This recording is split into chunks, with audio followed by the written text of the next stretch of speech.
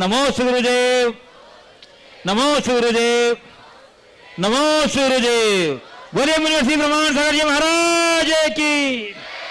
तो मैं आपसे चर्चा कर रहा था जीर्णोद्धार की, और उसमें जिन्होंने मुख्य शिला रखने का सौभाग्य प्राप्त किया है, आधारशिला, मुख्य आधारशिला जिन श्री मंदिर जी का, यहाँ के अमरपाटन के यशस्वी अध्यक्ष श्री विनोद जी जैन सपरिवार, कृपया अपने स्थान पर सपरिवार खड़े होकर के गुरुदेव के चरण कमलों में अपना आशीर्वाद ग्रहण कर लें, और आप इनकी उदारता का और इनका सम्मान तालियों के अवदान के द्वारा कीजिए। बंधु, करतल धनी बंधु, इन्होंने तो अपनी उदारता का परिचय दिया है, आप अपनी करतल धनी में उदारता का परिचय दे करके बंधु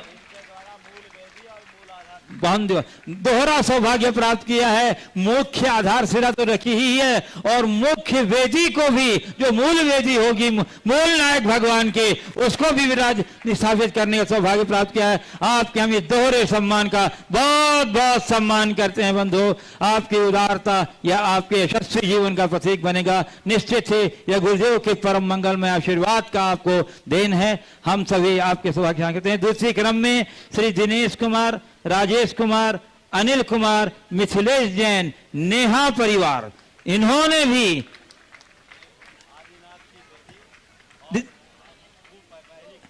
पहली कूर्मशिला और आदिनाथ भगवान की वेदी को स्थापित करने का सौभाग्य प्राप्त किया है। उनसे भी मेरा अनुरोध है कि नेहा परिवार, समस्त नेहा परिवार अपने स्थान पर खड़े हो जाए, और खड़े होकर के गुरुदेव के चरणों में आशीष प्रदान कर ले, और आप अपनी तालियों में उदारता में कमी मत आने दीजिए बंधु। और दूसरे कूर्मशिला को रखने का सौभाग्य प्राप्त किया है श्री केवल चंद जी जैन सपरिवार। श्री केवल चंद जी जैन सपरिवार ने, कृपया खड़े हो जाएं अपने स्थान पर सपरिवार। और तीसरी कूर्मशिला को रखने का सौभाग्य प्राप्त किया है श्री साहिल जैन, सुनील जैन, सप्पू भैया परिवार। जोरदार अभिनंदन बंधु, सभी अपने स्थान पर खड़े हो जाएं। हम आपके यशस्वी जीवन की मंगल कामना करते हैं। आप साहिल जैन तीसरे नंबर में तीसरी कूर्मशिला रखने का सौभाग्य प्राप्त किया है। श्री साहिल जैन, सुनील जैन और सप्पू भैया सपरिवार, हम आपके उदारता सम्मान करते हैं, और आप अपनी तालियों का अवदान देकर सम्मानित गरिमा को बढ़ाई बंधु। और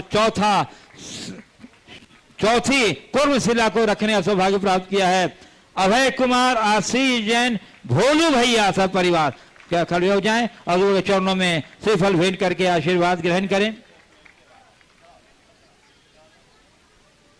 बंधुओं, निश्चित ही हाँ बंधुओं, चौथे क्रम में जो अभय कुमार जी, आशीष जी जैन और भोलू भैया है, इन्होंने भी दोहरा सौभाग्य प्राप्त किया है। एक कूर्मशिला तो रखा ही है, लेकिन पूरे मंदिर के शिखर का कलश भी रखने का सौभाग्य इन्होंने प्राप्त किया। शिखर का, बहुत सॉरी, क्षमा कीजिए, शिखर को स्थापित करने का सौभाग्य प्राप्त किया है।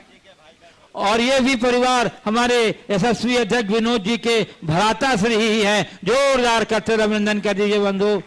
जिससे थे अमरपाटन वासियों का यह सौभाग्य, यह उदारता, यह उत्साह उमंग काबिल प्रशंसा है। हम आपके सौभाग्य और आपके उदारता का सम्मान करते हुए अब कार्यक्रम की गति को आगे बढ़ाते हैं बंधु। और आज प्रातः काल की मंगल वेला में बाल ब्रह्मचारी अशोक भैया जी, जो दशम प्रतिमाधारी हैं, प्रतिष्ठाचार्य भी हैं, उनके कर कमलों के द्वारा पूज्यदेव के मंगलमय सानिध्य में शिलान्यास के कार्यक्रम संपन्न हुए हैं। मैं उन्हें आमंत्रित कर रहा हूं कि वे गुरुवर के चरणों में श्रीफल भेंट कर आशीर्वाद ग्रहण करें, और यहाँ के स्थानीय समाज, उनके यशस्वी अध्यक्ष और कमेटी के लोग उनका भावभीना सम्मान करेंगे। और इस सम्मान के क्रम में आप अपनी तालियों का अवदान देकर के सम्मान करेंगे बंधु।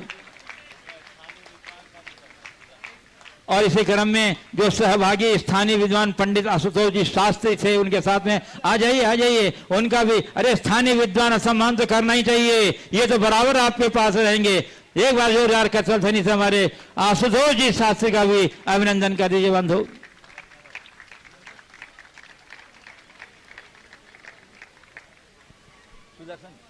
बंधुओं, और आज अत्यंत प्रसन्नता है, मुझे विशेष प्रसन्नता है कि शंका समाधान के संचालक, पूर्व संचालक श्री पंडित सुदर्शन जी टिकम पिंडरई से पधारे हैं जो चरणों में श्री फल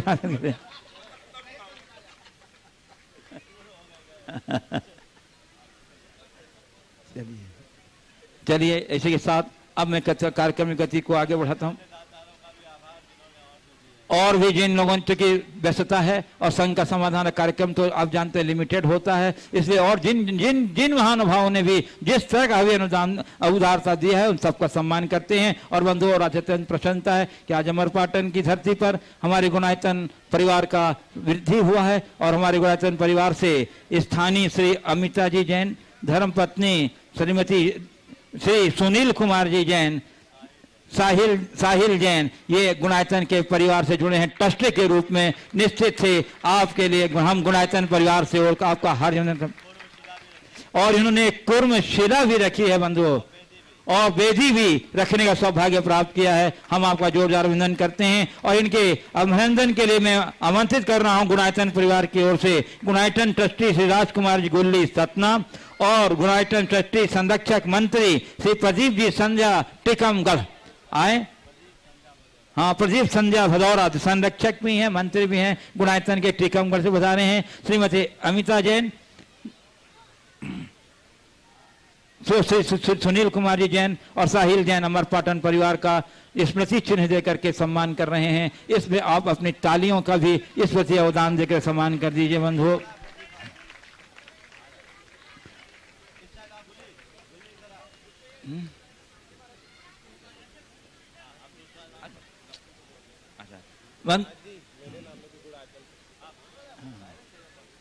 अब दूसरे क्रम में मैं आमंत्रित कर रहा हूं श्री नेहा परिवार अमरपाटन, जिन्होंने उनके सिंघई दिनेश कुमार जी, राजेश कुमार जी, अनिल कुमार जी, मिथिलेश कुमार जी, इस नेहा परिवार इन्हें भी यहाँ गुणायतन के ट्रस्टी के रूप में आज जुड़े हैं। हम आपका सम्मान करते हैं। और इन्होंने पूर्व में जैन भवन का भी शिलान्यास किया था बंधुओं और आज एक कुर्म शिला भी रखा है और आदिनाथ की बेटी इनके तीन सौभाग्य इनके साथ जुड़ा हुआ है। हम आपके यशस्वी दीर्घ जीवन की कामना करते हैं। गुणायतन परिवार की ओर से सम्मान करने के लिए मैं आमंत्रित कर रहा हूं धन्य कुमार जी जैन बंटू सतना गुणायतन ट्रस्टी, श्री लखपाल जी बजाज गुणायतन ट्रस्टी पाटन और श्री लप्पू जैन सतना जो सतना समाज कोषाध्यक्ष भी हैं, वो सम्मान करेंगे हमारे ये दिनेश कुमार जी, राजेश कुमार जी, अनिल कुमार जी, मिथिलेश कुमार जी, समस्त नेहा परिवार का जो आज गुणायतन के ट्रस्टी के रूप में जुड़े हैं। हमारे गुणायतन के परिवार की श्रेय वृद्धि हुई है। निश्चित ही यह आपके सुदीर्घ मंगल में जीवन के लिए पावन निमित्त बनेगा। गुरुदेव के मंगल में आशीर्वाद की छांव आपके सर पड़ती रहेगी। जोरदार करतल ध्वनि से बंधु इनके इस जुड़ाव का हम अभिनंदन और प्रशंसा करते हैं। और इसके बाद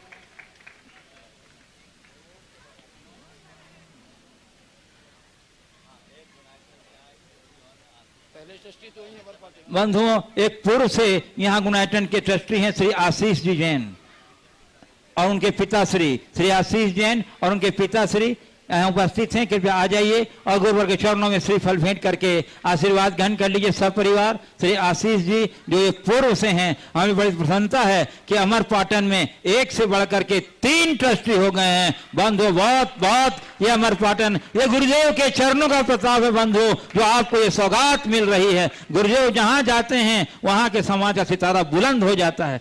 चाहे कटनी हो, चाहे बिलहरी हो, चाहे बहौरी बंद हो, चाहे गोसलपुर हो, चाहे पनागर हो, चाहे जबलपुर हो, जहां जहां जाते हैं वहां धूम मचाते हुए आपके अमरपाटन में भी धूम मच रही है। जोरदार करतल ध्वनि से अभिनंदन कर दीजिए बंधु हमारे यहाँ सब ट्रस्टियों का। और अब मैं आपको लिए चलता हूं संघ का समाधान की ओर और प्रथम प्रश्न के लिए मैं उस सौभाग्यशाली नेहा परिवार के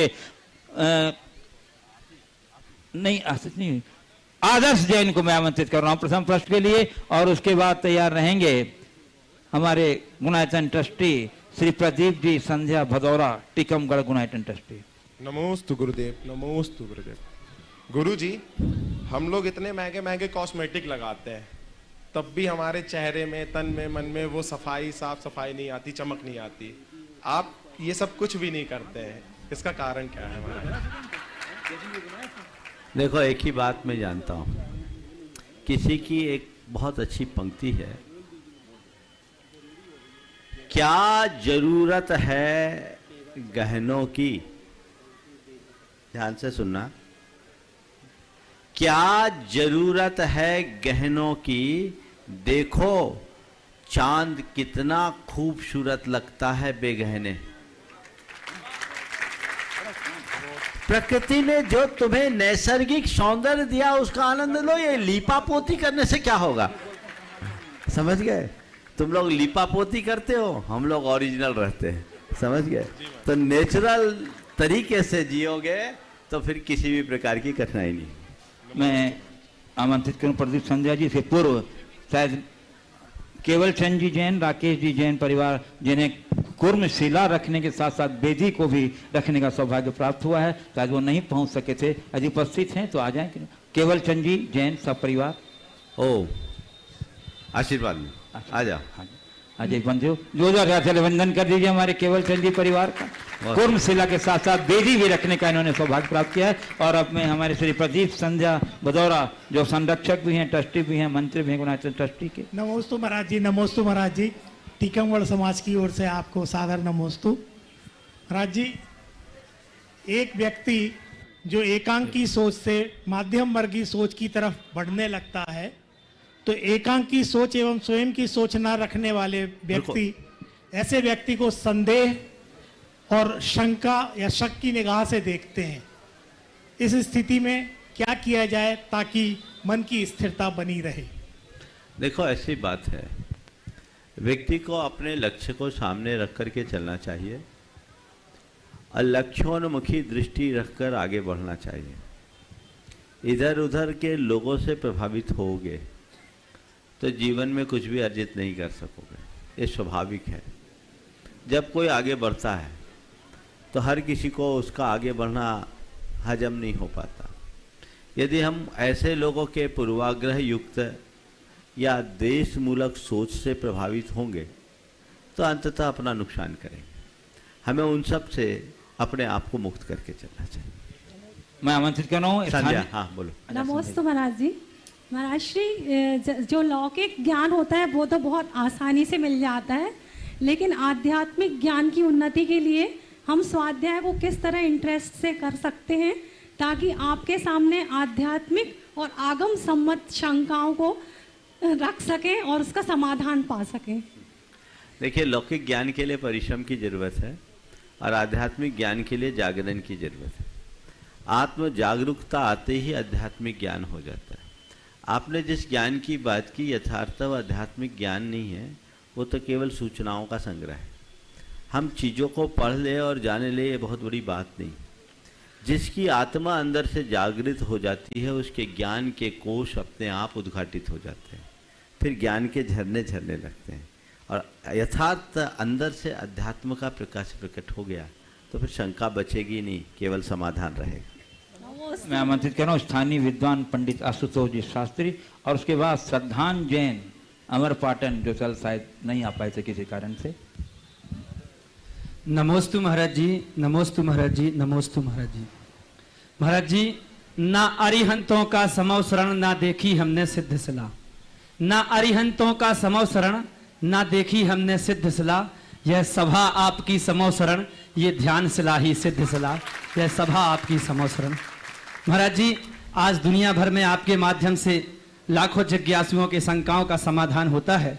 हम उस पल को भी जीना चाहेंगे निश्चित रूप में किसी न किसी भाव में कि जब आप तीर्थंकर की गद्दी पर विराजमान होंगे और हम सभी आपके समोसरण में जाकर के अपनी पिपाशाओं को शांत करेंगे। जिज्ञासा हमारी यह है महाराज जी कि वर्तमान में भौतिकतावाद बहुत ज्यादा चरम पर है और आध्यात्मिकता नगण्य है। हम क्या करें कि भौतिकता के साथ आध्यात्मिकता का तालमेल ऐसा बन जाए कि भौतिकतावादी आध्यात्मिकता के साथ अपना परस्पर संबंध बना लें। नमोस्तु गुरुदेव। देखो, सबसे पहली बात तो तुमने जो भावना व्यक्त की है वो तुम्हारी भक्ति है, पर मुझे तीर्थंकर बनने की कोई चाह नहीं है, मुझे तो केवल तरने की चाह है। समझ गए? तो हमारा उद्धार हो, हमें यही भाव रखना चाहिए। बाकी जिस जीव का जो भवितव्य होता है वही होता है, न हमें हमारा पता न तुम्हें तुम्हारा पता। क्या पता कब किसकी बारी आगे लग जाए। रहा सवाल आध्यात्मिकता और भौतिकता के मध्य तालमेल बनाने का, जरूरत है आध्यात्मिक दृष्टि को जगाने की। अगर व्यक्ति के अंतरंग में आत्मदृष्टि प्रकट हो जाए, आध्यात्मिक दृष्टि उद्घाटित हो जाए, तो उसके जीवन में वह सब कुछ घटित हो सकता है जिसको वो चाहता है। और ऐसा नहीं है कि जो व्यक्ति आध्यात्मिक होता है वो भौतिक संसाधनों का प्रयोग नहीं करता। यदि देखा जाए तो चक्रवर्तियों के पास इस संसार का सर्वोत्कृष्ट भौतिक संसाधन होता है, लेकिन वो उससे अलिप्त रहता है। समझ गए? वो सबके बीच रह करके भी अपने में रमता है, उसकी दृष्टि बिल्कुल अलग बन जाती है और वही पृथक दृष्टि उसके जीवन का पथ प्रशस्त करती है। तो हमें हेय और उपादेय का विवेक रखना चाहिए, कर्तव्य और अकर्तव्य का ज्ञान होना चाहिए, सार और असार की पहचान होनी चाहिए और आत्मा अनात्मा का बोध होना चाहिए। यदि ये जग जाए तो सब बातें स्वतः घटित हो। नमोस्तु महाराज। श्रद्धांजन जैन और उसके बाद तैयार रहेंगे सीए पराग जैन, पलक जैन, अमर जल्दी पाठक। माइक दो।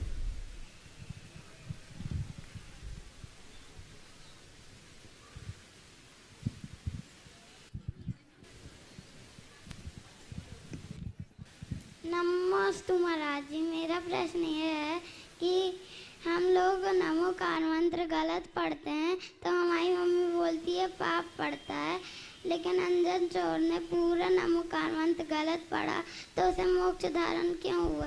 उसे पाप नहीं लगेगा क्या? देखो, बहुत अच्छी बात की है, बहुत अच्छा सवाल। देखो, जो बहुत सारा ज्ञान रखता है वो गलत करे तो गलती है, और जिसको कुछ भी ज्ञान नहीं उससे गलत हो जाए तो उसके लिए माफ है। समझ गए? अंजन चोर को ज्ञान नहीं था, उसको मंत्र पर श्रद्धान था, उसे इतना विश्वास था कि ये मंत्र सही काम करेगा, इसलिए काम हो गया। तो जब तक हमको ज्ञान नहीं तब तक गलत पढ़ने में कोई दोष नहीं। अब ज्ञान हो गया तो हमें सही पढ़ना है, जान करके गलत नहीं करना। नमोस्तु महाराज। सीए पराग जैन, पलक जैन, अमर पाटन। उसके बाद तैयार रहना अन्या जैन, अमर पाटन। नमोस्तु महाराज जी, नमोस्तु महाराज जी, नमोस्तु महाराज जी। गुरुवर, मेरा प्रश्न मासिक धर्म को लेकर है, जो कि एक विज्ञान की देन है, और जैन धर्म में इसके बारे में काफ़ी दोष और दुष्परिणाम बताए हैं, जैसे कि घर की रिद्धि सिद्धि भ्रष्ट होना, बुद्धि भ्रष्ट होना या घर में अशांति आना। परंतु महाराज जी, अदर समाज में भी जिस प्रकार हमें ग्रस्त जीवन मिला है उस प्रकार उन्हें भी मिला है, मानव जीवन उन्हें भी मिला है। तो उस समाज में क्या इस चीज़ का कोई दोष या प्रभाव नहीं पड़ता? और समाज में इसके प्रति काफ़ी भ्रूण विचार हैं, कई लोग कहते हैं मानना चाहिए, कहीं नहीं। तो मैं चाहती हूँ आप इसे दूर करें। देखिए, इस विषय में मैंने अनेक बार प्रकाश डाला है, और इसकी उपयोगिता के विषय में तो मैं इतना ही कह दूंगा कि जब पहले मैंने इस पर प्रकाश डाला उसमें लोगों ने अपने जो कमेंट्स दिए, उसमें सैकड़ों लोगों ने अपने कमेंट्स में ये दिया कि जब तक हम इसका पालन नहीं करते थे तब तक स्थिति कुछ और थी, और जब हमने पालन करना शुरू किया तो हमारे शारीरिक, मानसिक और कुछ परिवारों ने अपने परिवार की आर्थिक स्थिति में भी परिवर्तन बताया। एक प्रक्रिया है, मानता हूँ ये स्वाभाविक प्रक्रिया है, शारीरिक प्रक्रिया है, पर मल है। जैसे हमारे शरीर के अंदर मल भरा हुआ है, लेकिन मल जब बाहर निकलता है मलमूत्र के रूप में तो हम उसकी शुद्धि करते हैं। जब तक हम अशुद्धि रखते हैं तब तक दूर रहते हैं। ऐसे ये मल है, तो मल का जब स्राव हो रहा है तो उतने काल के लिए हमें शुद्धि रखने में किंचित भी संकोच नहीं करना चाहिए, क्योंकि जहाँ मल होता है वहाँ शुद्धि के अभाव में संस्कार, रिद्धि सिद्धि प्रकट नहीं हो सकते। इसलिए इसका पालन तो हमें दृढ़ता से करना ही चाहिए, इसमें किसी भी प्रकार का संकोच नहीं। रहा सवाल कि कैसे होगा काम, तो ये व्यवस्था हमारे देश की कितनी अच्छी कि कम से कम महीने में 3 दिन महिलाओं को कंप्लीट रेस्ट दिया जा रहा है, ऐसे मौके में जब उनका हरासमेंट हो रहा है। इस दृष्टि से क्यों नहीं देखा जाता? वो 3 दिन कंप्लीट आराम करे और 3 दिन घर का काम पुरुष कर ले, इसमें क्या हानि है? कि महिलाओं का ठेका है क्या? क्या पुरुष नहीं कर सकते? पुरुषों को बराबरी से ये काम करना चाहिए, उसके प्रति उत्साहित होना चाहिए। इसके परिणाम अच्छे नहीं आते और बहुत सारे अनुभव की बातें हैं। हमारी जो कुलाचार की क्रियाएं हैं उसका दृढ़ता से पालन होना चाहिए। आजकल एकल परिवार होने के कारण बहुत सारी समस्याएं आ रही और घर में उस तरह की अशुद्धियां प्रवेश कर रही है, इस पर हमें रोक लगाना चाहिए। कुलाचार हमारी समृद्धि का मूल आधार है, इसमें हमें किसी भी प्रकार का संकोच या कटौती नहीं रखनी चाहिए। नमोस्तु। अन्य जैन और बंधु पंडित अशोक जी दानी जबलपुर से पधारे हैं, उसी फल फेंट करके आशीर्वाद ग्रहण करें। आप तालियों के अवदान से उनका सम्मान कर दीजिए। अन्य जैन और उसके बाद यूनाइटेड ट्रस्टी आशीष जैन, यूनाइटेड ट्रस्टी भोपाल, उनके पिता श्री संतोष कुमार जी जैन जो यहाँ शिक्षक हैं, एक प्रश्न रखेंगे। नमस्ते महाराज जी, मेरा प्रश्न ये है कि जब सूरज उगता है लोग उसकी पूजा करते हैं, जब सूरज ढल जाता है लोग उसकी नहीं, जब सूरज की रोशनी चल जाती है लोग उसकी पूजा क्यों नहीं करते? उगते सूरज को सब पूछते हैं, सूरज ढल जाता है तो उसको क्यों नहीं पूछते? ये संसार की रीत है, समझ गए? चढ़ते को सब साथ देता है, गिरते को कोई साथ नहीं देता। जिसके भाग्य का सूरज उगता है सब उसके पीछे जाते हैं और सूरज डूबने लगता है कोई नहीं पूछता। श्री संतोष कुमार जी जैन अमरपाटन जो यूनाइटेड ट्रस्टी आशीष जैन के पिताश्री हैं। परम भक्त आशीष कुमार जैन की ओर से और मेरे परिवार की ओर से महाराज जी नमोस्तु नमोस्तु। ये प्रश्न आशीष जैन ने भोपाल से भेजा है। मान लीजिए किसी व्यक्ति को ओपन इंक्वायरी के तहत सजा हो गई और जिसमें उस व्यक्ति के फैमिली ने आत्महत्या कर ली और दूसरा व्यक्ति गलत चरण पर चल गया। ओपन सीक्रेट की तरह से वो व्यक्ति निर्दोष बरी हो गया, तो इस स्थिति की तहत पर क्या उसे क्या कर्म भोगना पड़ेगा? विजिलेंस में जुड़े हैं तो शायद उसी से जुड़ा सवाल आशीष का है। किसी इंक्वायरी के प्रभाव से किसी व्यक्ति को सजा हो गई और सजा होने के बाद वो सजा के सदमे से प्रेरित होकर के आत्महत्या कर लिया। बाद में जांच पड़ताल होने के बाद वो व्यक्ति निर्दोष साबित हुआ और बरी हो गया, लेकिन व्यक्ति तो मर गया। उस व्यक्ति को जिसने ये कार्यवाही की है क्या उसे कोई दोष लगेगा? शायद आप ऐसा ही पूछना चाहते हैं। देखिए, हर अधिकारी का अपना एक दायित्व है कि वो अपने पद के अनुरूप अपना कार्य करे, दायित्व का निर्वाह करे, पूर्वाग्रह से मुक्त होकर तथ्यात्मक तरीके से उन्हें कार्यवाही करना चाहिए। कई बार ऐसी परिस्थितियां निर्मित होती है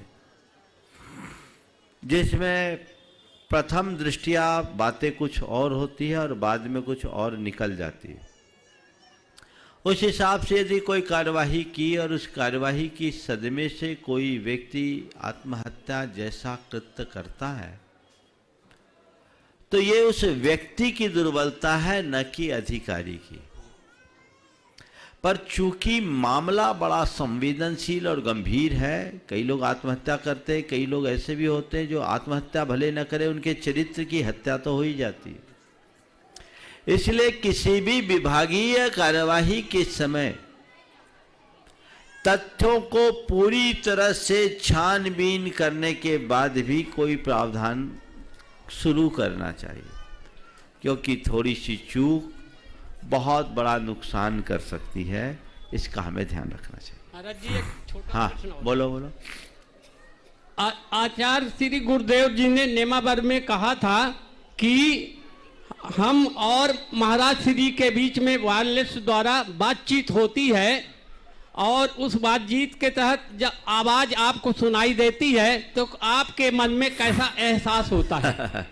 ये बात गुरुदेव ने उस दिन कही थी जब हम गुरु चरणों में उपस्थित हुए थे। देखिए, वो वायरलेस का सिस्टम वो वाला वायरलेस नहीं है जो आप लोगों के पास है, समझ गए?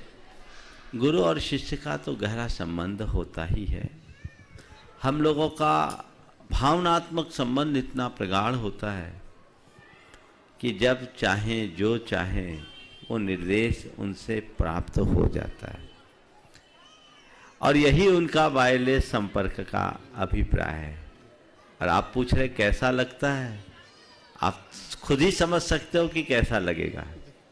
जब अंधेरा हो और अचानक उजाला दिखे और उस प्रकाश में तुम्हें कोई बड़ा खजाना दिख जाए तो कैसा लगेगा ये बताओ।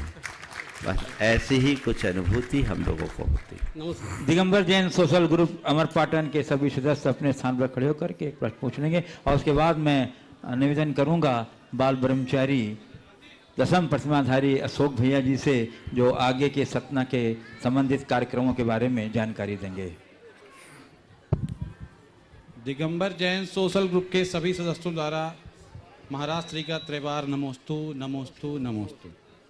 मेरा प्रश्न यह है महाराज श्री कि आजकल की युवा पीढ़ी एवं बच्चे पढ़ाई एवं अन्य दबाव में क्षणिक आवेश में आकर आत्महत्या जैसा जघन्य अपराध करते हैं और अपने पीछे अपने रोते हुए माँ बाप, भाई बहन और यार मित्रों को छोड़ जाते हैं कष्ट देने के लिए। तो उनको कितना कष्ट होता है और इसके निवारण के लिए कि आत्महत्या न हो। देखिए, आजकल आत्महत्या की घटनाएं बढ़ती जा रही है, बहुत तेजी से बढ़ रही है। हमें इसके जड़ में जाना चाहिए। आत्महत्या की वजह क्या है? सहनशीलता का भाव, भौतिक आकांक्षाओं की अभिवृद्धि, जरूरत से ज़्यादा अपेक्षा और आपसी संबंधों में खटास। ये चीज़ें ऐसी हैं जिनके पीछे लोग आत्महत्या जैसा कुकृत्य कर बैठते हैं। हमें लोगों को प्रारंभ से ही आध्यात्मिक स्तर से इतना मजबूत बनाना चाहिए कि उनकी सहनशीलता बढ़े, भौतिक आकांक्षाएं मंद हो, जरूरत से ज़्यादा महत्वाकांक्षा न हो, अपेक्षाओं को कम कर सके, तो अपने जीवन को आगे बढ़ा सकेंगे। जो लोग आत्महत्या जैसा कृत्य करते हैं उन्हें सोचना चाहिए, क्या आत्महत्या किसी समस्या का समाधान है? ये तो एक प्रकार का पलायन है। आत्महत्या करके तुम इस जीवन को समाप्त करोगे पर अपने कर्मों को तो नहीं कर पाओगे। कर्म तो भवांतर में तुम्हारा पीछा करेंगे, फिर तुम्हारी समस्या और ज्यादा जटिल होगी। समझ गए? एक युवक परीक्षा में थोड़े कम मार्क्स लाया, सुसाइड करने के लिए जाने लगा, नदी में छलांग लगाने ही वाला था कि तभी उसे एक संत का दर्शन हो गया। संत ने उससे पूछा क्या बात है? बोले मैं आत्महत्या करा। बोले क्यों? बोले मेरा रिजल्ट बिगड़ गया। तो उन्होंने कहा क्या बात है, फिर से केजी में जाने की इच्छा है क्या? तुम रिजल्ट बिगड़ गया तो मर रहे हो, तो फिर से केजी 1 में जाओगे? ये क्या है? ये कोई समाधान नहीं है। समाधान अंदर से होता है। इसलिए आध्यात्मिक दृष्टि लाओ। जीवन में चाहे कैसी भी जटिलतम स्थिति क्यों न बने, अपने आप को अंदर से मजबूत बना के रखो। और व्यक्ति को सहन करना चाहिए, आशावादी होना चाहिए, सकारात्मक सोच लेकर के चलना चाहिए, आत्मविश्वास से लवरेज रहना चाहिए और ये सोचना चाहिए चाहे कितनी भी विषम परिस्थिति निर्मित क्यों ना हो, रात के बाद प्रभात जरूर होगा। रात लंबी हो सकती है पर शाश्वत नहीं। थोड़ा सा धैर्य मन में धार ले तो ऐसी समस्याएं नहीं हो। नमोस्तु गुरुदेव। बाल ब्रह्मचारी दसम प्रतिमाधारी अशोक भैया जी जो आगे के सतना के कार्यक्रमों के बारे में अपना जानकारी देंगे। उसके बाद यहाँ उपस्थित हैं पंडित अशोक जी दानी जबलपुर, जो अनेक मंदिरों के निर्माण के कार्य से संलग्न हैं। बोलो देवादिदेव 1008 आदिम तीर्थंकर श्री आदिनाथ भगवान की, परम शांति विधायक श्री शांतिनाथ भगवान की, चिंतामणि श्री पार्श्वनाथ भगवान की, वर्तमान शासन नायक श्री महावीर भगवान की, 24 तीर्थंकर भगवंतों की, संत श्रोमणी 108 आचार्य गुरुवर श्री विद्यासागर जी महामुनिराज की, पूज्य मुनिवर श्री प्रमाण सागर जी महाराज की, पूज्य मुनिवर श्री अरह सागर जी महाराज की, पूज्य मुनिद्वय का गुरु चरणों से सिद्धों के धाम तक की इस यात्रा में आप सभी लोग आनंद ले रहे हैं, आनंद लूट रहे हैं और अमरपाटन के भक्तगण भी इस आनंद में सम्मिलित हुए हैं। आदिनाथ भगवान के जिस मंदिर की भूमिका अनेक वर्षों से यहाँ की समाज के दिलों और दिमाग में सजी हुई थी, पूज्य मुनिवर के अल्प प्रवास पर, अल्प प्रवास कहें या ये कहें कि मात्र 10-12 घंटे के अंदर ही उस मंदिर के शिलान्यास से लेकर के शिखर तक की सारी तैयारियां पूर्ण हो चुकी हैं और उसके दानदातार भी हो चुके हैं। ये आदिनाथ भगवान के ही चरणों का चमत्कार है। पूज्य मुनिवर सतना की इस धरती पर, जहां पर पूज्य मुनिवर का मंगल पावन वर्षायोग संपन्न हुआ और वे परमाणु आज भी उस स्थान पर विद्यमान हैं, ऐसे अतिशयकारी शांतिनाथ भगवान के पावन श्री चरणों में 4 दिन का तो घोषित प्रवास है ही, ये घोषित है तारीख के हिसाब से, लेकिन वहां के भक्तों के पुण्य पर और जितने दिन का प्रवास उनके लिए मिल सकेगा। तो 6 तारीख को प्रातःकाल पूज्य महाराज श्री का मंगल आहार चर्या दयोदय गौशाला में संपन्न होगी। प्रवचन भी प्रातःकाल का दयोदय गौशाला से ही संपन्न होगा। दोपहर को ठीक 1:30 बजे सतना नगर में पूज्य महाराज श्री का मांगलिक प्रवेश होगा और शंका समाधान का कार्यक्रम भी 6 तारीख को पावर हाउस से, सतना में ही पावर हाउस मैदान से शंका समाधान का कार्यक्रम संपन्न होगा।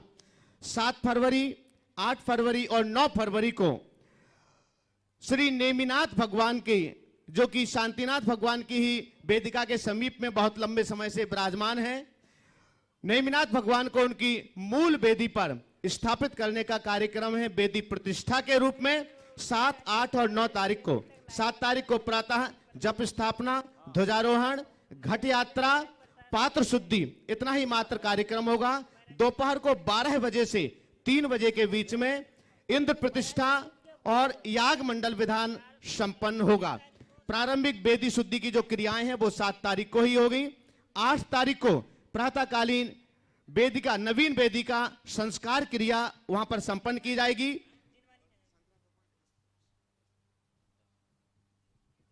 और वेदिका संस्कार के साथ साथ ही प्रातःकाल पूज्य महाराज श्री का मांगलिक प्रवचन पावर हाउस मैदान से ही होगा। प्रतिदिन 3 दिन का प्रवचन पावर हाउस से होगा और शंका समाधान का कार्यक्रम भी वहीं पर होगा। 9 तारीख को नेमिनाथ भगवान को उनकी मूल नवेन वेदिका पर विराजमान किया जाएगा। साथ ही अतिशयकारी शांतिनाथ भगवान के महामस्तकाभिषेक का भी कार्यक्रम है, लेकिन उसकी घोषणा पूर्ण रूपरेखा के साथ में कल के कार्यक्रम में की जाएगी कि उनका महामस्तकाभिषेक कब संपन्न होगा। कल का शंका समाधान भी, कल दोपहर का शंका समाधान भी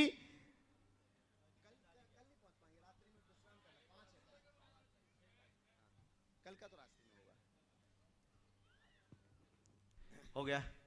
देखिए, अमरपाटन वालों का भाग निश्चित रूप से बहुत प्रबल है, इसमें कोई चर्चा नहीं है।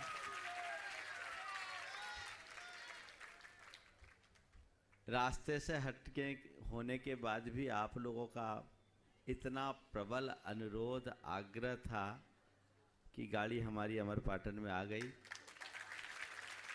सोचा तो ये था कि शाम को पहुंचकर दूसरे दिन निकल जाएंगे, लेकिन यहाँ का निमित्त कुछ और था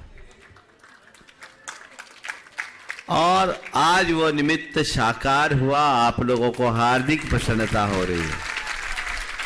वर्षों से आप लोगों ने यहाँ के मंदिर के पुनरुद्धार का मन बना रखा था, निमित्त नहीं मिल रहा था। आज अनायास आपको संयोग मिला, निमित्त मिला और आपने उसका पूरा लाभ उठाया है। ये आप सबके जीवन के लिए बहुत ही उत्तम है। मुझे बहुत प्रसन्नता है। कल शाम के समय बस 10 मिनट की चर्चा हुई और 10 मिनट की चर्चा का परिणाम ये निकला कि आज सारा काम संपन्न हो गया। ये आपके समाज की तत्परता और एकजुटता का, उदारता का बहुत अच्छा उदाहरण है। मात्र 10 मिनट में एक अवरोध दूर हुआ और अवरोध दूर होने के बाद मानो सब खड़े ही थे कि हमको तो काम करना ही है। आज शिलान्यास का कार्य संपन्न हो गया है। सभी शिलान्यासकर्ताओं ने शिलाएं भी रख दी और भी चीज़ें निश्चित हो गई। अन्य अनेक परिवारों ने अपनी अपनी तरफ से बहुत अच्छा योगदान भी दिया है। बस मैं समाज को यही आशीर्वाद दूंगा कि शिलान्यास तो कराया है, शिलान्यास करने के बाद जल्दी कलशारोहण की तैयारी करो। शीघ्र इस जिनालय का भव्य रूप निर्माण करो। कहाँ है विनोद जी? हाँ ठीक। पूरी कमेटी यहाँ एक बार खड़ी हो जाए, जितनी यहाँ की कमेटी है, और यहाँ हमसे अलग से बात कर लेंगे। क्योंकि आज समय बहुत कम रहा, सुबह से बहुत हैट्रिक रहा है, तो एक निर्माण कमेटी बना करके शीघ्र इसकी कार्य योजना अभी रास्ते में मुझसे बात कर लेंगे। और आप लोग ये संकल्प लीजिए पूरी समाज से, मैं कहता हूँ मंदिर केवल दान से नहीं बनता, मंदिर का निर्माण होता है संकल्प से। तो पूरी समाज को आज एक संकल्प लेना है कि जब तक हमारे मंदिर का कलशारोहण नहीं हो जाएगा तब तक के लिए एक एक चीज का त्याग, सबको अपनी अपनी शक्ति अनुसार त्याग करना है। और यदि आप मंदिर में प्रतिदिन 20 मिनट के लिए नमोकार मंत्र की सामूहिक जाप जारी रखे तो और उत्तम होगा। ये आप कर सकते हैं ना। ये जब तक हमारे मंदिर का शिखर नहीं हो जाए, कलश न रख जाए, तब तक के लिए जितने भी लोग हो आप लोग अपने समय और सुविधा से आज से ही वो क्रिया शुरू कर दीजिए। शाम के समय में भगवान के चरणों में बैठकर नमोकार मंत्र का सामूहिक पाठ, ये विशुद्धि ही आप सबके जीवन को फलवान बनाएगी। जिन परिवारों ने आगे आकर इसके शिलान्यास में भागीदारी की है, बेदियों के लिए अपना भाव रखा, उनको और अन्य परिवारों को मैं आशीर्वाद देता हूं। और जो अभी जिनसे संपर्क नहीं हो पाया या जो मन नहीं बना पाए, उनका भी मन बन जाए, इसके लिए आशीर्वाद देता हूँ। चलिए। पंडित अशोक जी दानी जबलपुर, और उसके बाद तैयार रहेंगे शिवेंद्र बहादुर सिंह, गोरसरी हाउस, अमरपाटन। बोले आचार्य परमेश्वरी गुरुदेव विद्यासागर महाराज की और आप लोगों की उदासीन आवाज की। ऐसा लग रहा है जैसे सारे के सारे लोग उदासीन आश्रम से आए हैं। हाँ, लगना चाहिए किसी संत के चरणों में विराजमान है तो आवाज ही पूरी बुलंद होना चाहिए। बोले परम पूज्य 108 प्रमाण सागर महाराज की, परम पूज्य 108 अरय सागर महाराज की। गुरुदेव के पावन चरणों में नमन करते हुए, गुरुदेव अनेक मंदिरों के निर्माण के पश्चात एक ही भावना हमारे अंदर में लगभग 7-8 वर्षों से संजोई हुई है। अमरपाटन के आदिनाथ भगवान का जो अतिशय चमत्कार है वो मैंने साक्षात देखा है। उसके पहले देखा है छिंदवाड़ा के पंचकल्याणक में, जब मैं कुछ नहीं था और गुरुदेव के मैंने चरण पखारे तो गुरुदेव ने मुझे पंडित जी कह दिया। वह दिन का था, आज दिन है। गुरुदेव के वाक ब्रह्म शब्द ब्रह्म हुए हैं, वह चरितार्थ हुए हैं। ये सब गुरुओं की अनुकंपा है। और गुरुदेव आप कहते कि यहाँ ले आए हैं, मुझे तो ऐसा लग रहा है आदिनाथ भगवान के मंदिर का निर्माण का काल आ गया था, इसलिए भगवान ने आपको यहाँ बुला लिया है। सवाल करो जल्दी। हाँ गुरुदेव, बस एक ही भावना है कि अनेक अनेक जो आपके भव्य जी यहाँ विराजमान होते हैं, अनेक प्रश्नों को लेकर हमारे आपके प्रति कोई शंका नहीं है, एक जिज्ञासा अवश्य है कि व्यक्ति पाप कोई करता है और फल किसी को मिल जाता है। ये कौन सा दुर्भाग्य होता है उस पाप करने वाले का या उस कार्यकर्ता का होता है जो पाप ना करे तो भी पाप का फल इसे प्राप्त हो जाता है। देखिए, निमित्त नैमित्तिक संबंध है। कई बार पाप करता कोई है, फल किसी को मिलता, करता एक है, भोगता अनेक है। ये पाप में भी होता है और पुण्य में भी होता है। एक व्यक्ति अच्छा काम करे, पूरे खानदान का नाम होता है, और एक व्यक्ति कोई बुरा कार्य करे, पूरा खानदान बदनाम होता है। ये निमित्त नैमित्तिक संबंध है। इसके पीछे हम कोई और विशेष कारक की बात नहीं कर सकते। है। ये बात सत्य है कि सब कोई अपने अपने किए का ही फल भोगते हैं, लेकिन कुछ चीज़ें ऐसी होती है जो सामूहिकता के साथ जुड़ती है। इसे निमित्त नैमित्तिक संबंध कहते हैं। एक करता है, भोगते नहीं। ओ नमस्ते। श्री शिवेंद्र बहादुर सिंह, गोरसरी हाउस, अमरपाटन। और उसके बाद तैयार रहेंगे श्री राम किशोर साहू, श्री राम शरणम परिवार, अमरपाटन। श्री सदगुरुदेव के चरणों में सत सत नमन। ये ऐसा अनुभव होता है कि हम संसारी जीव के बद्ध जीवों को मुक्त करने के लिए गुरुदेव जी अमरपाटन पधारे हैं। ऐसा हम लोगों का परम सौभाग्य है। गुरुदेव जी, एक शंका है, हम मेडिटेशन कर रहे हैं 3 साल से, पर कोई उपलब्धि नहीं मिल रही है। कोई ऐसा उपाय बताएं जिससे हम लोग भी उसमें सफलता प्राप्त करें। देखिए, आप मेडिटेशन अपने मेंटल पीस के लिए कीजिए, अपने मन की शांति के लिए ध्यान कीजिए। बाकी सब चीज़ें भूल जाइए, उपलब्धियों को दिमाग से हटा दीजिए। मन की शांति का अभ्यास कीजिए। जब मन शांत हो जाएगा तो आपकी क्षमता अपने आप असाधारण रूप से बढ़ेगी और अपनी बढ़ी हुई मानसिक क्षमता के बदौलत आप वह सब अर्जित कर लेंगे जिसके आप हकदार हो। श्री राम किशोर जी साहू, श्री राम शरणम परिवार, अमरपाटन। और उसके बाद तैयार रहेंगे श्रीमती सविता जैन, अमरपाटन। परम पूज्य गुरुदेव जी के श्री चरण कमलों में श्री राम शरण परिवार की ओर से कोटि कोटि बार नमन वंदन करता हूँ। उन बार मेरा नमन स्वीकार कीजिएगा। हे गुरुदेव, रामायण में लिखा है, जन्मत मरत दुसह दुख होई। जन्मत मरत दुसह दुख होई। इस मृत्यु के भय से कैसे बचा जाए? और जन्म का दुख तो हमें पता नहीं है, मृत्यु का भय जरूर लगा रहता है। एक जगह रामायण में ही, यहाँ तक मानव को नहीं, देवताओं को भी मृत्यु का भय बना रहता, मृत्यु के दुख का भय बना रहता है। जैसे कि शंकर जी की पूर्व पत्नी सती जी शंकर जी से विनती करती हैं कि हे समदर्शी, सुनिए प्रभु करिए सुबेग उपाय, होए मरण जहि बिनहि श्रम, दुसह विपत्ति विहाय। इस दुख से दुख न हो और मेरी मृत्यु हो जाए। तो हे गुरुवर, ज्ञान तो नहीं है, परंतु मृत्यु के भय से हम भी भयभीत हैं। इसके निवारण का उपाय बताइएगा। देखिए, मृत्यु का जो भय है वो अपने आप में कुछ नहीं, जीवन का अनुराग ही मृत्यु के भय को उत्पन्न करता है। जिन लोगों के मन में जीवन के प्रति जितना प्रगाढ़ मोह होता है, उनके हृदय में मृत्यु से उतना अधिक डर होता है। जिसने जीवन की सच्चाई को जान लिया, जीवन की नश्वरता को पहचान लिया और आत्मा की अमरता को जान लिया, उसके लिए मृत्यु मात्र एक घटना है, डरने जैसा कुछ है ही नहीं। जैसे हम पुराने कपड़े को छोड़कर नया कपड़ा पहनते हैं तो कभी मन रोता है क्या? कपड़ा बदल रहे हैं।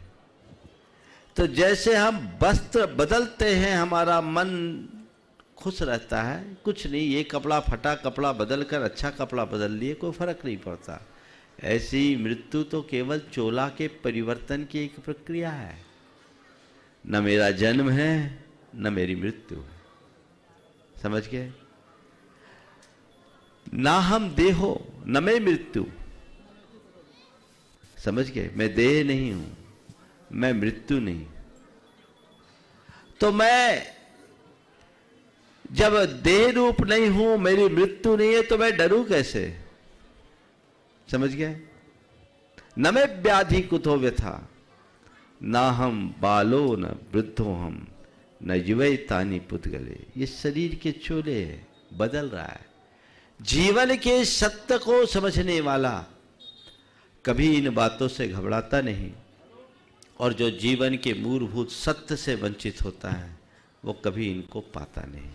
तो जीवन के परम सत्य को पहचाने और उसी अनुरूप अपने जीवन को आगे बढ़ाए। श्रीमती सविता जैन, अमरपाटन। उसके बाद तैयार रहेंगे साहिल जैन, जिन्हें आज एक कुर्मी शिला और एक बेदी भी रखने का सौभाग्य प्राप्त। अगुणायतन ट्रस्टी के रूप में जुड़े हैं हमारे साथ।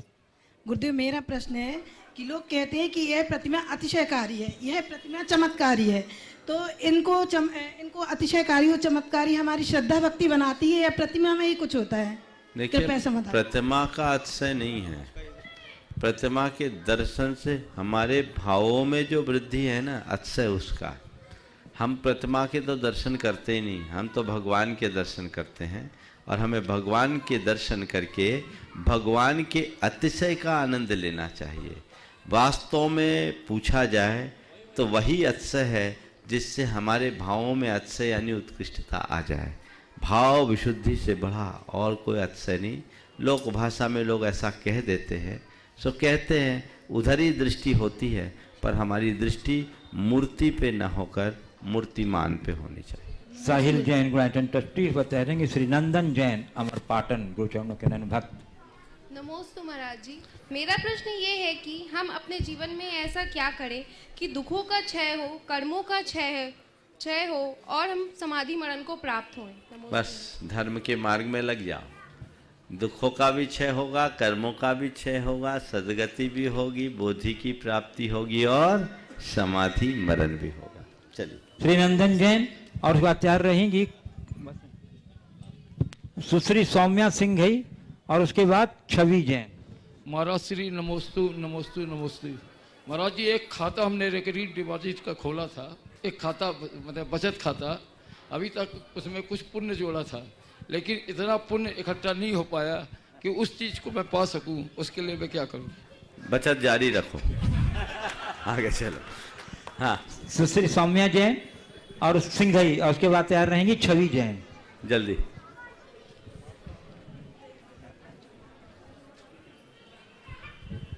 नमोस्तु महाराज जी। महाराज जी, आज सुबह आपने प्रवचनों में कहा था कि अहम को अपने पारिवारिक और सामाजिक जगहों पर नहीं लाना चाहिए। तो अहम और आत्मसम्मान के बीच बहुत बारीक रेखा होती है जो हमें कभी लांघनी नहीं चाहिए, और कभी कभी हमें जाने अनजाने में वो रेखा हमसे लांघ दी जाती है। तो उस वक्त हमें अहम और आत्मसम्मान के बीच कैसे भेद करना चाहिए? दरअसल होता ये है कि लोग अपने अहम को ही आत्मसम्मान बना लेते हैं। स्वाभिमान का मतलब क्या है इसे समझो। अपनी गरिमा को बनाए रखना स्वाभिमान है, सामने वालों से मान की चाह रखना तो अभिमान है, स्वयं को अपमानित महसूस करना भी एक प्रकार का अभिमान है। समझ गए? तो हम अपनी गरिमा को बचाएं, बनाए, ये हमारा दायित्व है, और अपनी स्थिति में खुश रहें।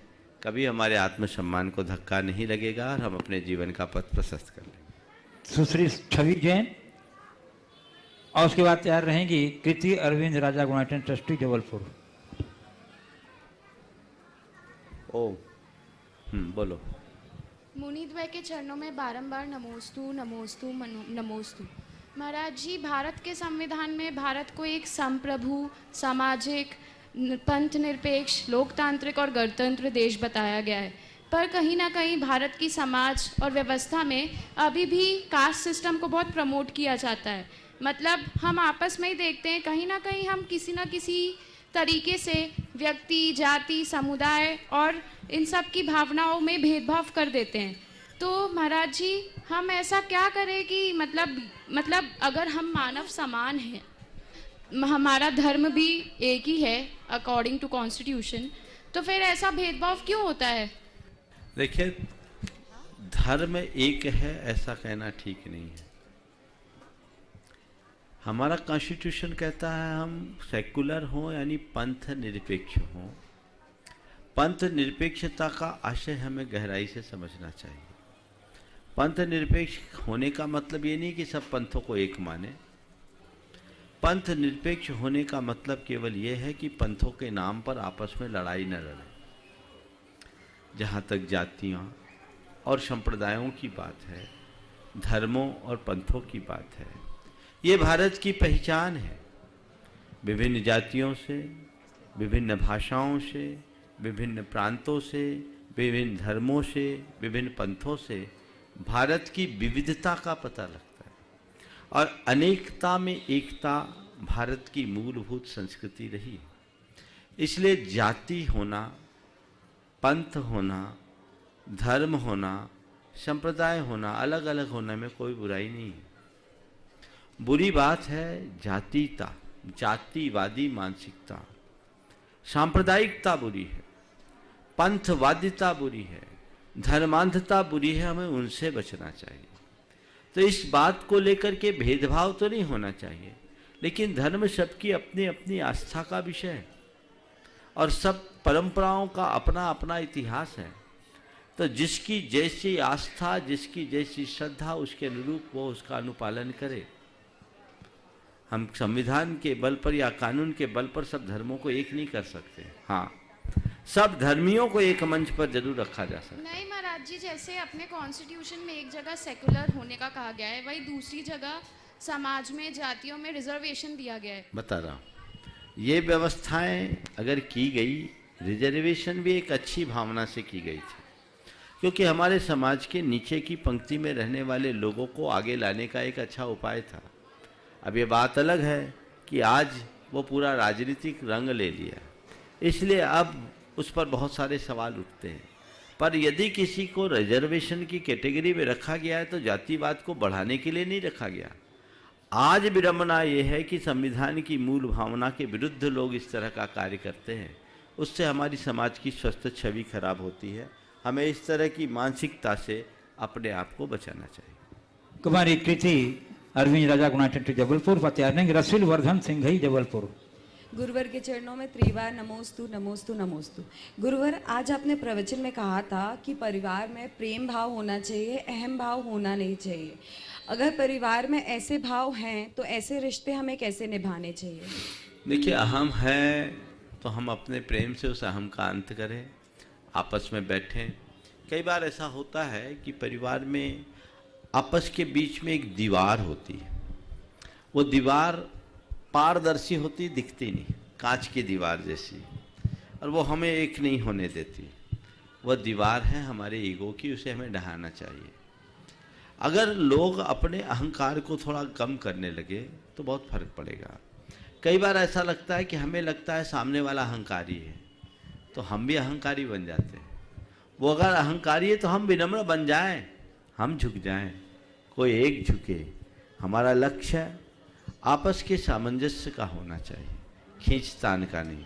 यदि ऐसा हो तब समरसता आती, और ऐसा ना हो तो जीवन में बहुत सारी उलझनें आ जाती है। हमें समरसता बनाकर चलना चाहिए। रसूल वर्धन सिंघई जबलपुर, तैयार रहेंगी बाल ब्रह्मचारिणी आस्था जैन, प्रतिभा श्री की पूर्व छात्रा, सतना की ब्राह्मी सुंदरी। कहाँ रशील? नमोस्तु महाराज जी। महाराज जी, मेरा प्रश्न यह है कि क्या जैन धर्म ही सर्वोपरि है अन्य धर्म से? और मेरा दूसरा प्रश्न यह है कि हमारी जैन आबादी क्यों कम होती जा रही है, इसका संकट का समाधान करें।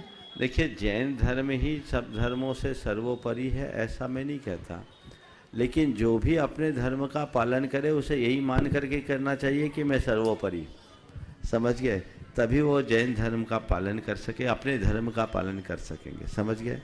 अगर दूसरी दृष्टि से देखा जाए तो जैन होने का मतलब है अपने आप को जीतना, अपने विकारों को जीतना, अपने दोषों और दुर्बलताओं को जीतना। और जब तक हम अपने दोष और दुर्बलता को नहीं जीतते, अपना कल्याण नहीं कर सकते। इसलिए ये हमारे जीवन की श्रेष्ठता का आधार है। जैन आबादी के कम होने के अनेक कारण हैं, और उन कारणों पर मैंने अनेक बार प्रकाश डाला है। आज समयाभाव के कारण अधिक विस्तार नहीं दे रहा हूँ। बोलो। बाल ब्रह्मचारिणी आस्था जैन, प्रतिभा श्री पूर्व जय मुनि राजों के चरणों में त्रिबार नमोस्तु। मुनि श्री, ऐसा कहा जाता है कि एक चावल के बराबर भी अगर हम जिन प्रतिमा को विराजमान करते हैं तो उसका 7 अक्षय पुण्य होता है। आज हमारे मंदिर का पुनर्निर्माण हो रहा है, तो यहाँ पर हम सभी को जन जन को कैसी भावना भाना चाहिए और क्या पुरुषार्थ करना चाहिए कि मंदिर के निर्माण में हमारा जीवन का भी निर्माण हो सके। बहुत सुंदर। देखिए, मंदिर के निर्माण में लोगों को एक भाव रखना चाहिए कि मैं अपने जीवन का जो सर्वोत्कृष्ट है वो लगा सकूं। जब तक मंदिर का निर्माण पूरा ना हो, हम निरंतर मंदिर के निर्माण के लिए भावना भाएं और एक रचनात्मक सहयोग अपना देते रहें, पुण्य भावों की वृद्धि करें तो निश्चित सफलता मिलेगी। इस प्रकार आज के सत्र को परम पूज्य गुरुदेव के चरणों में नमन अर्पित करते हुए यहीं पर विराम। बोलिए परम पूज्य आचार्य गुरुवर श्री विद्यासागर जी महाराज की।